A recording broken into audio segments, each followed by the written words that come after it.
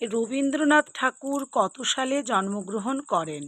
৭ই মে ১৮৬১, ১লা জুন ১৮৫৬, ১৭ই মে ১৮৬১, ৭ই জুন ১৮৫৬।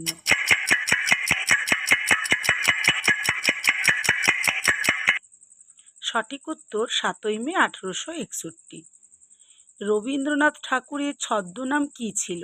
বিলে, ভানুসিংহ, পরশুরাম, বনফুল।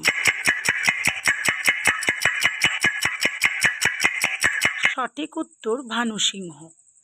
রবীন্দ্রনাথ ঠাকুর কত সালে নোবেল পুরস্কার পান? ১৯০৪ সালে, ১৯১২ সালে, ১৯০৯ সালে নাকি ১৯১৩ সালে? সঠিক উত্তরটি ১৯১৩ সালে। চলে যাব পরের প্রশ্নে। কোন কাব্যগ্রন্থের জন্য কবিগুরুকে নোবেল পুরস্কার প্রদান করা হয়?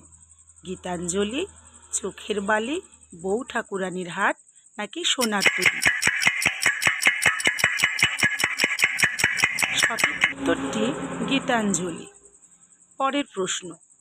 রবীন্দ্রনাথ ঠাকুরের প্রথম কাব্যগ্রন্থ কী ছিল? কবি কাহিনী, পূরবী, পুনশ্চ, প্রভাত সঙ্গীত। এক্ষেত্রে সঠিক উত্তরটি হবে কবি কাহিনী।